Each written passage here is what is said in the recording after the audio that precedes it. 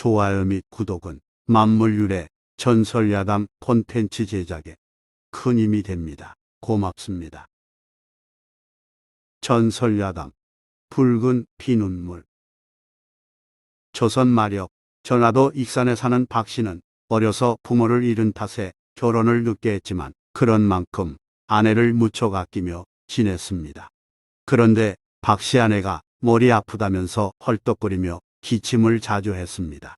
가난한 형편인지라 아내는 참고 살았으나 딸을 낳은 뒤 증상이 더욱 심해졌기에 진찰을 받은 결과 노점 즉 폐결핵으로 밝혀졌습니다.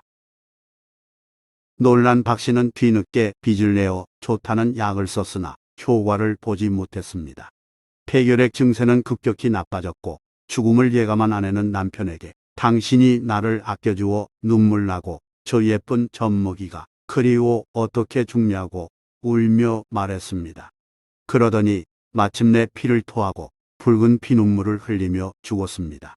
박씨는 절망하며 아내를 보냈습니다. 행복이 닿으면 불행은 한꺼번에 온다더니 얼마 지나지 않아 예쁘고 총명한 딸이 소아마비에 걸려 다리를 제대로 쓰지 못하고 비틀거렸습니다.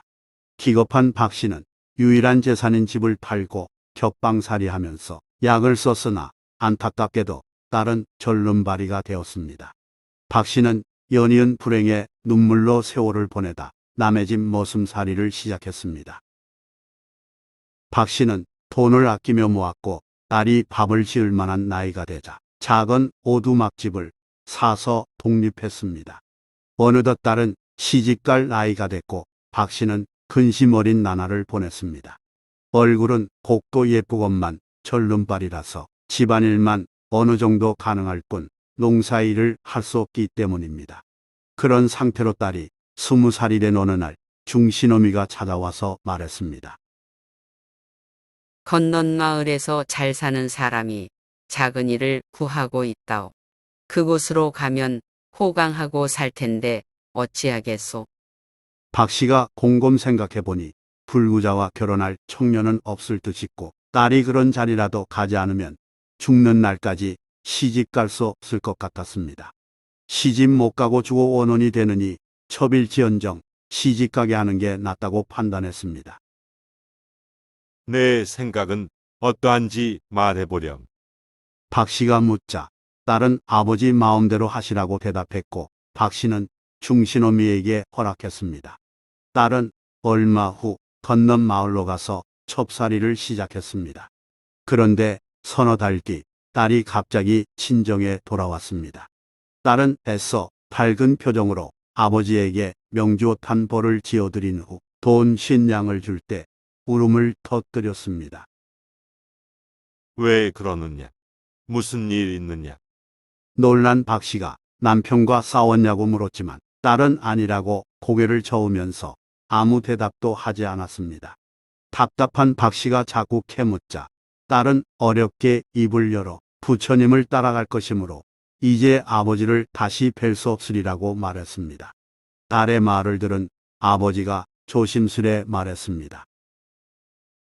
중이 되어 산속으로 들어가면 당장은 마음 편할 것 같지만 이내 속세가 그립고 외로움을 느끼게 될 거란다. 고생스럽더라도 그냥 사는 게 좋지 않을까 싶구나. 이에 대해 딸은 한참 목매어 울다가 큰 부인이 수시로 와서 2년 전년 욕지거리를 퍼부을 뿐만 아니라 모든 사람이 자신을 비웃는 것 같아 견디기 힘들다고 말했습니다.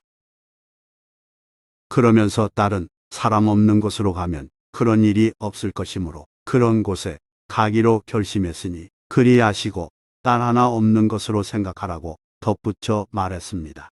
박씨는 딸의 마음을 돌이킬 수 없음을 깨닫고 어느 절로 가든지 자신에게 있는 곳을 알려달라고 부탁했습니다. 딸은 집으로 가겠다면서 일어서서 인사하고 나갔습니다.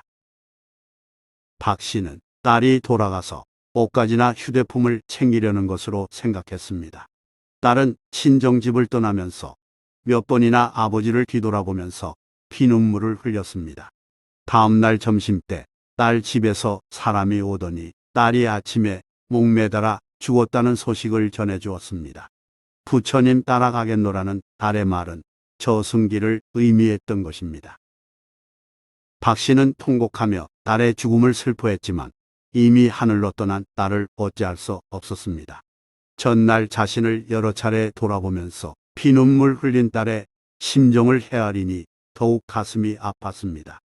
혈루, 즉 피눈물이란 말은 이전부터 있었지만 이후 한 맺힌 억울한 눈물을 나타내는 말로 사람들 입에 자주 오르내리게 됐다고 합니다.